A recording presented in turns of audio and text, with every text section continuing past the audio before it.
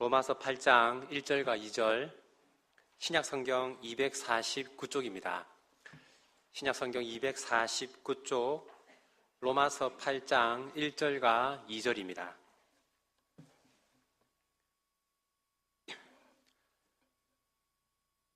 우리 두 절 말씀 함께 읽도록 하겠습니다. 그러므로 이제 그리스도 예수 안에 있는 자에게는 결코 정죄함이 없나니 이는 그리스도 예수 안에 있는 생명의 성령의 법이 죄와 사망의 법에서 너를 해방하였음이라. 아멘.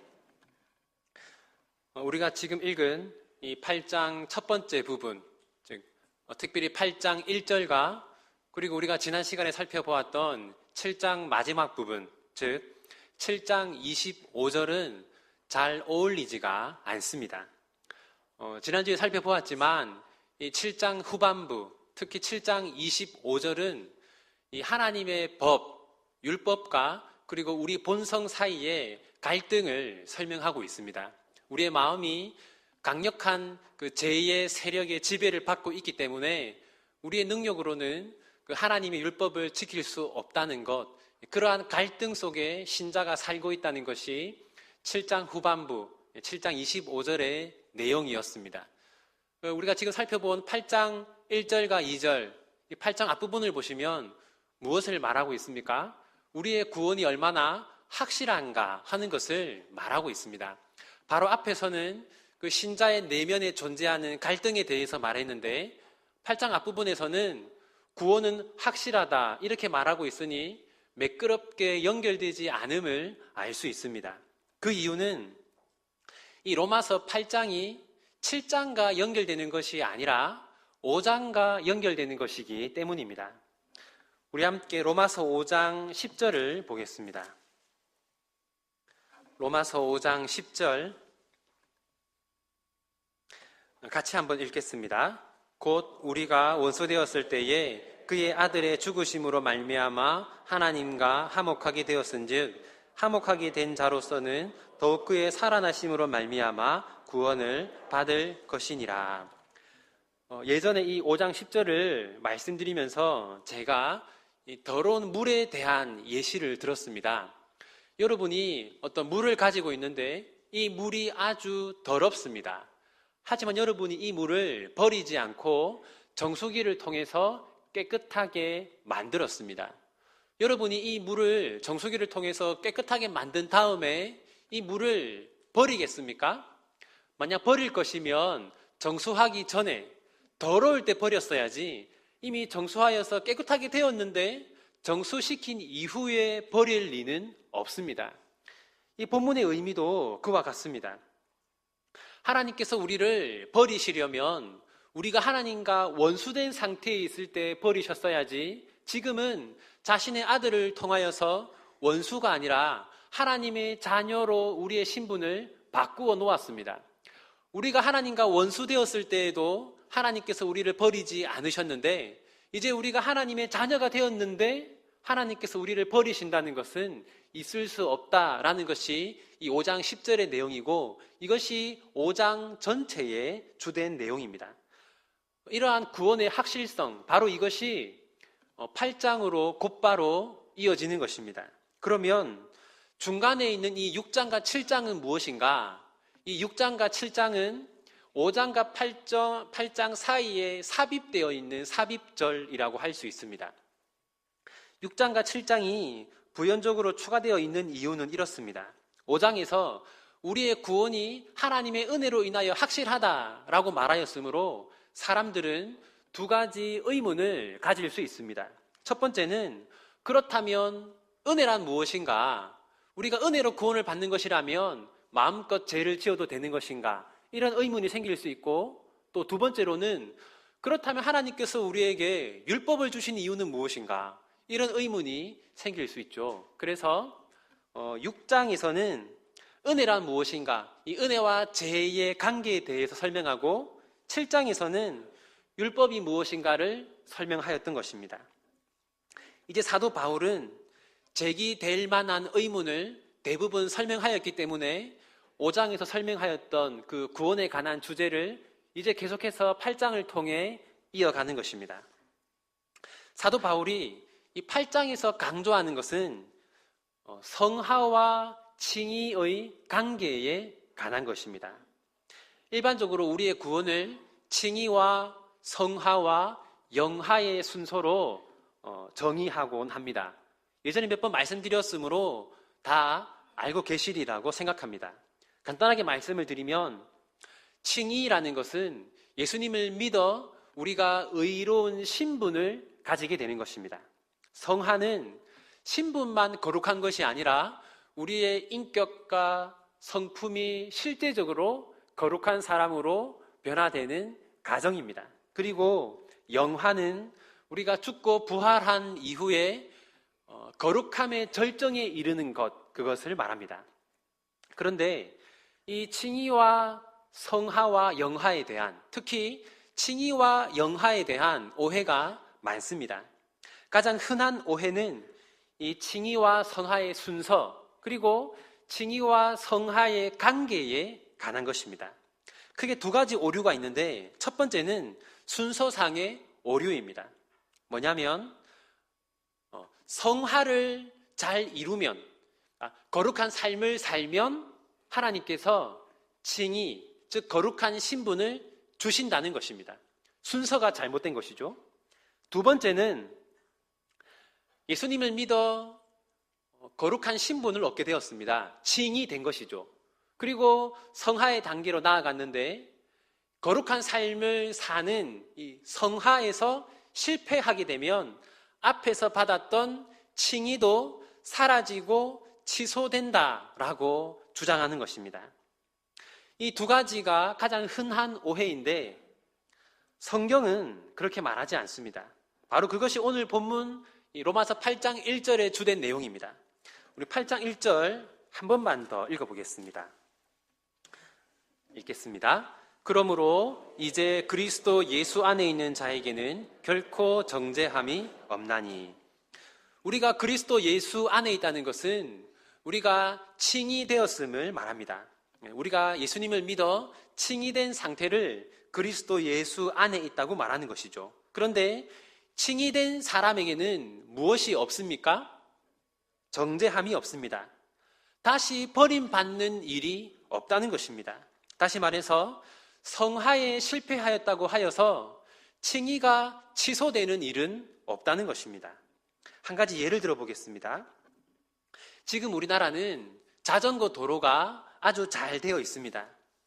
군데군데 끊긴 곳도 있기는 하지만 부산에서 서울로 연결된 무려 640km나 되는 자전거 도로도 있다고 합니다. 만약 이 자리에 한 240여 명의 성도님들이 모여 있는데 지금 우리가 다 함께 부산으로 가서 그 자전거 도로 입구에서 다 같이 자전거를 타고 서울로 출발했다고 가정해 봅시다. 과연 우리 중에 몇 명이나 중간에 이탈하지 않고 서울까지 무사히 도착할 수 있을까요? 정말 우리 중 소수만 서울에 도착하게 될 것입니다. 반대로 우리 모두가 서울로 가는 기차에 탔다고 생각해 봅시다.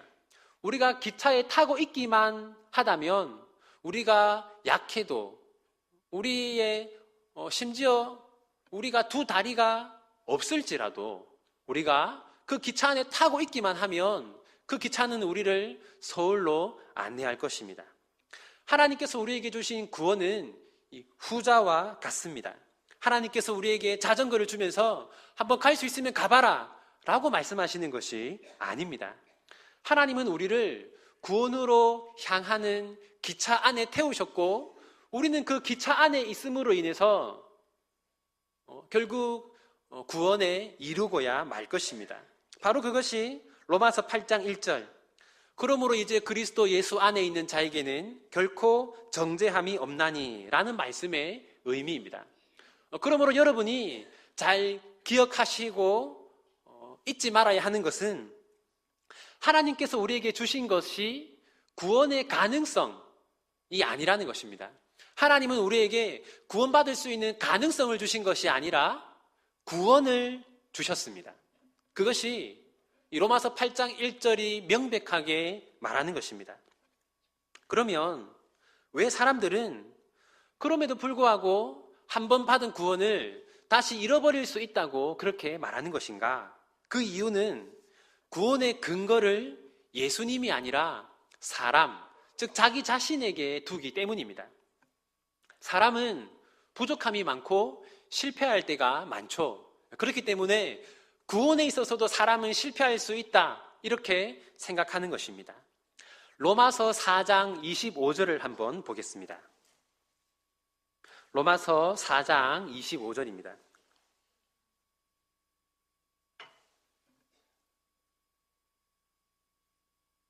25절 같이 한번 읽겠습니다. 예수는 우리가 범죄한 것 때문에 내줌이 되고 또한 우리를 의롭다 하시기 위하여 살아나셨느니라. 이 말씀을 보시면 예수님이 죽음에 내줌 받은 이유는 무엇입니까? 우리가 범죄한 것 때문이죠. 예수님은 우리의 죄를 해결하기 위해 죽으셨습니다. 또 예수님이 살아나신 것은 무엇 때문이라고 말하고 있습니까? 우리를 의롭다 하시기 위하여. 다시 말해서 우리의 죄를 해결하는 것, 우리가 의롭게 되는 것은 누구에게 달린 것입니까? 예수님의 죽음과 부활에 우리의 제사함과 의로움이 달려 있습니다. 이건 이런 뜻입니다. 만약 제가 누군가를 죽였다면, 제가 누군가를 살인한 적이 있다면 제가 구원받을 수 있을까요?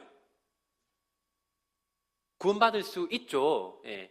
살인했더라도 하나님 앞에 진실로 회개한다면. 그런 예가 누구입니까?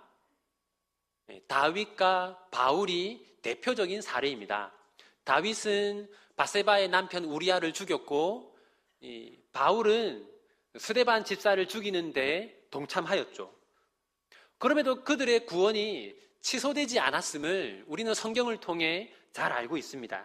그런데 만약에 예수님이 저를 위해 죽으시고 부활하시지 않았다면, 그런 일이 없었다면 제가 구원받을 수 있을까요? 구원받을 수 없습니다. 정리하자면 우리의 구원은 우리 자신에게 달린 것이 아닙니다. 우리의 구원은 우리의 자격이 아니라 누구의 자격에 달린 것이죠? 예수님의 자격에 달린 것입니다. 우리가 대단한 사람이라서가 아니라 예수님이 하나님의 아들이시고 그분이 무죄하시고 그분이 우리를 위해 죽으시고 부활하셨기 때문에, 이러한 예수님의 자격 때문에, 그분 때문에 우리가 구원을 받는 것이죠. 이 점을 여러분이 분명히 기억하셔야 합니다. 그래서 우리의 구원이 정말 확실한가? 내가 정말 확실하게 구원받을 수 있는가? 나의 구원이 절대로 취소되지 않는가 하는 것을 확인하려면 누구를 보아야 합니까? 자기 자신을 보는 것이 아니라 예수님을 보아야죠. 예수님이 어떤 분인가 하는 것을 우리가 끊임없이 확인해야 하는 것입니다. 바로 그것이 이 8장 1절의 의미입니다. 그리고 이제 8장 2절에서는 우리의 구원이 확실하고 취소될 수 없는 또 다른 이유를 설명하고 있습니다. 로마서 8장 2절도 한번 같이 읽어보겠습니다. 이는 그리스도 예수 안에 있는 생명의 성령의 법이 죄와 사망의 법에서 너를 해방하였음이라. 보시면 몇 종류의 법이 나오고 있습니까? 두 종류의 법이 나오고 있습니다. 법이 두 가지라는 것, 바로 이것이 우리의 구원이 확실한 이유입니다. 성도는 예수님을 믿지 않는 사람들과 다른 법의 적용을 받습니다. 예를 들어 이와 같습니다. 2015년 3월 9일에 신문에 실렸던 일인데, 방글라데시에서 북한 외교관 한 명이 약 27kg이나 되는 시가로 15억 상당의 금괴를 밀수하다가 붙잡혔습니다. 만약 제가 그런 일을 저질렀다면 바로 이렇게 철컹철컹하고 감옥으로 갔겠죠. 그런데 이 외교관, 북한 외교관이 그냥 무사히 다시 북한으로 돌아갔습니다. 왜냐하면 외교관에게는 형사재판 면제권이라는 것이 있기 때문입니다. 동일한 공간에 있지만 우리 일반인들과 외교관은 다른 법의 적용을 받는 것입니다. 마찬가지로 예수님을 믿지 않는 세상 사람들과 우리 성도들은 다른 법의 적용을 받습니다. 8장 2절을 다시 한번 보시면 이 중에서 불신자들에게 적용되는 법은 무엇이겠습니까? 죄와 사망의 법입니다. 죄와 사망의 법이란 성하에서 실패하면 구원도 실패한다는 법입니다. 예수님을 믿지 않는 자들은 이 법의 적용을 받고 있습니다. 그렇다면 우리는 어떤 법의 적용을 받겠습니까? 생명의 성령의 법을 적용받습니다. 그래서 성하에서 실패한다고 하여서 우리의 구원이 취소되지 않습니다. 우리가 생명의 성령의 법 아래에 있다는 것은 이런 것인데, 그러니까 우리가 구원받을 만한 사람인가 아닌가 하는 것을 하나님께서 가만히 지켜보기만 하는 것이 아니라는 것입니다. 하나님께서 우리를 그냥 가만히 지켜보기만 하면서 우리의 흠을 찾고 내가 널 가만히 지켜보니까 넌 구원받을 만한 사람이 아니야, 이런 식으로 하나님이 우리를 대하지 않는다는 것입니다. 여기서 생명의 성령의 법이라는 것은 하나님의 간섭과 도움을 의미합니다.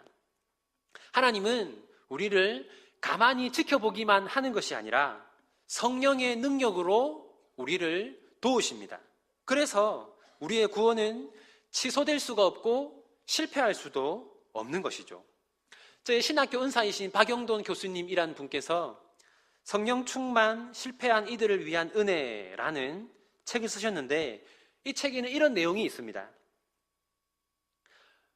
우리가 가장 비참한 순간에 성령께서 가장 강력하게 역사하신다. 저는 이 말이 로마서 8장 2절의 의미를 가장 잘 보여준다고 생각합니다. 우리가 비참하게 되었다고 해서, 우리가 죄를 지었다고 해서 하나님께서 우리를 버리시는 것이 아닙니다. 반대로 우리가 비참하게 되었기 때문에, 우리가 죄를 이기지 못하기 때문에 오히려 하나님께서 우리에게 더 큰 은혜를 베푸십니다. 바로 그것이 생명의 성령의 법입니다. 우리가 죄와 사망의 법 아래에 있다면 한 번 실패하는 순간 모든 것이 끝입니다. 그런데 우리는 생명의 성령의 법 아래에 있기 때문에 우리가 실패하고 또 실패하여도 우리가 다시 일어나고 다시 시작할 수 있도록 하나님께서 성령님을 통해 우리를 도와주십니다. 바로 이것이 성령이 말하는 구원입니다. 정리하자면 하나님이 우리에게 주신 것은 구원의 가능성이 아니라 구원 그 자체다라는 것입니다. 하나님께서 우리에게 한번 구원을 주신 이후에 그것이 취소되거나 또는 우리의 자격이나 연약함 때문에 실패로 돌아가는 일은 없다는 것입니다.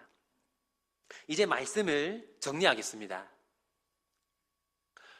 세상 사람들이 실패하는 것과 성도가 실패하는 것은 다릅니다. 세상 사람들의 실패, 세상의 실패는 로마서 7장 24절로 끝이 납니다. 하지만 성도의 실패는 7장 25절로 끝이 납니다. 한번 볼까요? 7장 24절 같이 읽겠습니다. 오호라, 나는 공고한 사람이로다. 이 사망의 몸에서 누가 나를 건져내랴. 세상의 실패는 이렇게 끝납니다. 나는 참 비참한 사람이다. 아무도 나를 건져줄 수 없구나. 이렇게 끝나는 것이죠. 성도의 실패는 그렇게 끝나지 않습니다. 7장 25절을 같이 읽겠습니다. 우리 주 예수 그리스도로 말미암아 하나님께 감사하리로다. 그런즉 내 자신이 마음으로는 하나님의 법을, 육신으로는 죄의 법을 섬기노라. 세상의 실패는 탄식 그리고 사망으로 끝납니다. 하지만 성도의 실패는 하나님을 향한 감사와 찬양으로 이어집니다. 세상의 실패는 두려움과 절망을 가져오지만 성도의 실패는 내가 구원받은 사람인데, 내가 하나님의 자녀인데 내가 어떻게 계속 이렇게 살 수 있겠는가, 이러한 결심과 새로운 도전으로 끝납니다. 그러므로 사랑하는 성도 여러분, 여러분 곁에 있는 성도들 또는 가족들이 실패하였을 때 다시 일어나고 다시 시작할 수 있도록 용서하시고 격려해 주십시오. 실패한 성도에게 필요한 것은 비난과 책망이 아니라 다시 시작할 수 있는 은혜와 용기입니다. 그리고 여러분 스스로도 다시 한번 용기를 내시기를 바랍니다. 실패하고 또 실패하였다 할지라도 지금부터 다시 용기를 내어 시작하시기 바랍니다. 왜냐하면 우리는 죄와 사망의 법 아래 있는 것이 아니라 생명의 성령의 법 아래 있기 때문입니다. 우리가 반복적으로 실패하였을지라도 우리가 습관적으로 지으며 끊어버리지 못하는 죄가 있을지라도 우리가 하나님께 기도하고 하나님의 도움을 구하면 하나님께서 생명의 성령의 능력으로 우리를 도우시고 변화시켜 주실 것입니다. 그러면 우리는 지금까지와는 다른 삶을 살 수 있을 것이고 지금보다 더 예수님을 닮은 사람이 될 수 있을 것입니다. 이런 변화와 이런 열매가 여러분의 삶과 여러분의 가정에 가득하기를 소원합니다.